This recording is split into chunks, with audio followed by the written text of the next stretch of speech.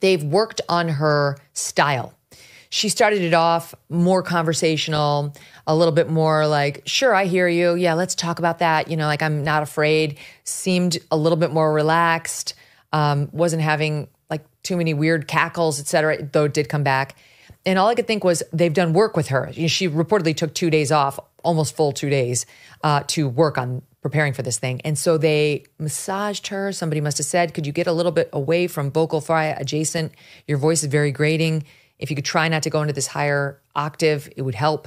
You know, keep it down a little lower to where you're not so grating. We are trying to win over some men. And initially she did okay with it. But all I could think is she continued to deflect and not answer. I mean, he's asking her explicitly. You can't do both. You can't both try to get legislation through Congress on illegal immigration and issue an executive order. There's no answer. She didn't, like, at one point, if you watch, she literally turned and walked away from him. She was like, holy shit, he's asking follow-ups. I don't know the answers. I'm walking, I'm running, I'm out of here. And that's because they may have bolstered Kamala Harris's affect, at least as unleashed at an event like this, but they didn't do anything about the substance.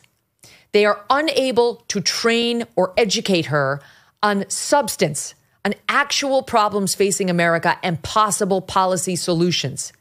The main problem that we need a president to help solve comes to policies. It's about policies. It's not about their affect. We don't give a damn how nicely they say inflation is at 11%. It doesn't matter to us whether the voice is annoying or pleasant to listen to. We want inflation down.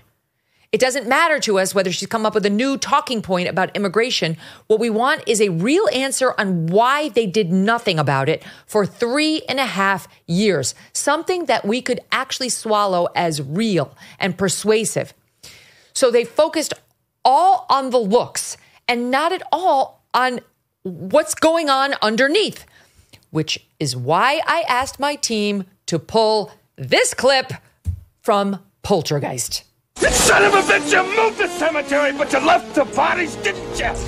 You son of a bitch, you left the bodies and you only moved the headstones! You only moved the headstones! That's it. They only move the headstones. Oh, fix her hair. Make sure she's in a good outfit. Move her away from the vocal fry tonality. It's too much. It's grating. They forgot there are bodies buried there. No one's going to want to swim in this pool. Somebody work with her. Teach her. Give her a good fucking answer on why immigration wasn't addressed for 3.5 years. Somebody. I don't know whether it's the team or whether it's her. What I hear is that it's a very smart team. I know David Plouffe is very smart. I've known him for years. He's coming on my show for a decade plus. I don't know, but I know window dressing like that is not going to get it done. And it's why the poll numbers have done what we discussed at the beginning of the show, that and explaining things to us like the purse. I hate to use DC terms. Then Anderson follows up and asks her about the border wall, because she keeps saying, I'm going to sign that bill. I'm going to sign that bill, the one that died under President Biden for the border. I'm going to sign it. Okay. Who is going to work with you this time that didn't the last, because it was a crappy bill then and it's still a crappy bill. But Anderson goes a different way, which was interesting. And he said, you know, your bill that you love so much, you say you're going to sign, has $650 million in funding for the border wall. You hated the border wall. You purport to hate this thing. Listen to SOT 9. You criticized the wall more than 50 times. You called it stupid, useless, and a medieval vanity project. Is a border wall stupid? Well, let's talk about Donald Trump and that border wall. So remember, Donald Trump said Mexico would pay for it? Come on, they didn't. Because we need a president who is grounded in common sense and practical outcomes. Like, let's just fix this thing. Let's just fix it.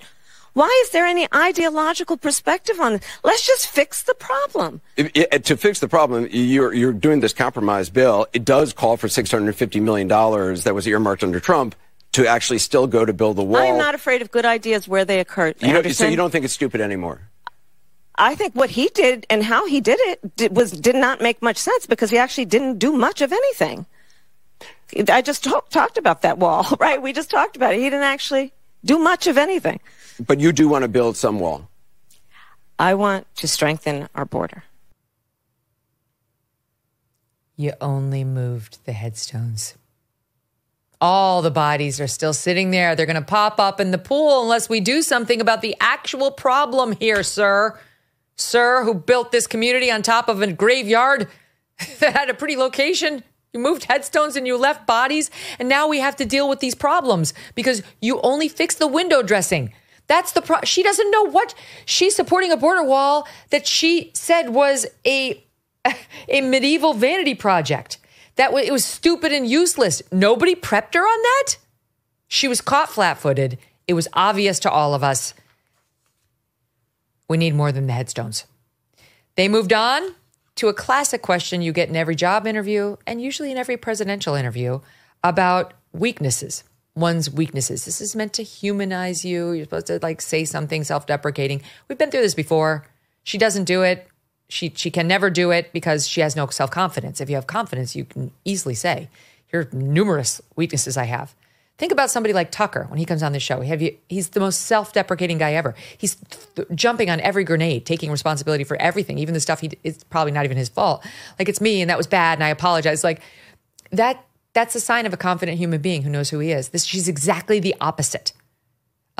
Here's the question and part of the answer. SOT 12.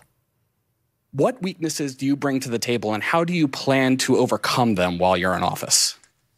That's a great question, Joe. Well, I am certainly not perfect, so let's start there.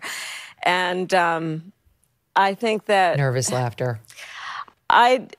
Perhaps a weakness, some would say, but I actually think it's a strength, is I really do value having a team of very smart people around me who bring to my decision-making process different perspectives. I started my career as a prosecutor. I was a courtroom prosecutor. So I may not be quick to have the answer as soon as you ask it about a specific policy issue sometimes because I'm going to want to research it. I'm going to want to study it. I'm kind of a nerd sometimes, I confess. Is there something you can point to in your life, political life or in your life in the last 4 years that you think is a mistake that you have learned from? I mean, I've made many mistakes, and they range from, if you've ever parented a child, you make lots of mistakes too.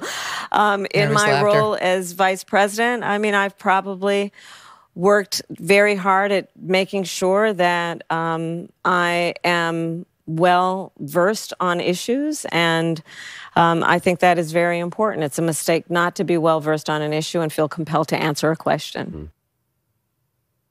That's not a mistake. So she listed no mistake, nothing.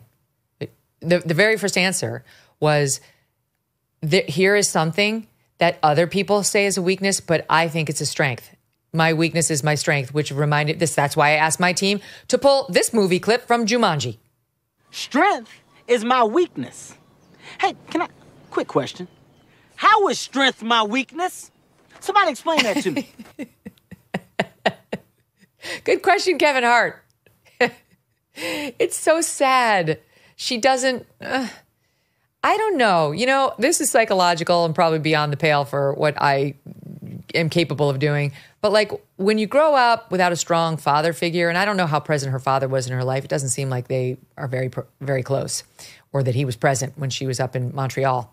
I do think it can lead to for some little girls in particular, like an emptiness, an inability to believe in oneself. It actually can often make you choose the wrong man too, which by the way, she 100% did.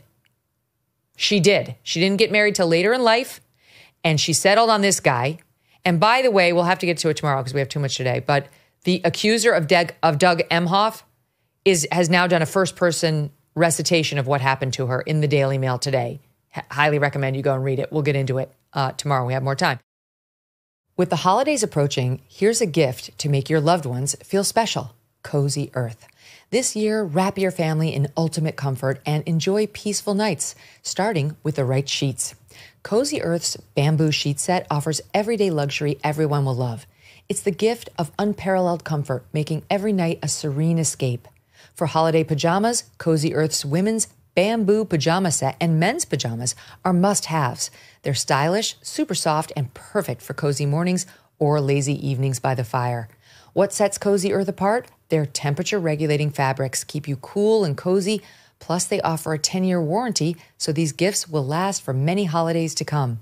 Wrap the ones you love in luxury with Cozy Earth. Head to cozyearth.com/MK and use my code MK for up to 40% off. Just go to cozyearth.com/MK. If you get a post-purchase survey, tell them you heard about Cozy Earth from Megyn Kelly. Thanks so much for watching. If you like what you just saw, hit the subscribe button for more clips and full episodes.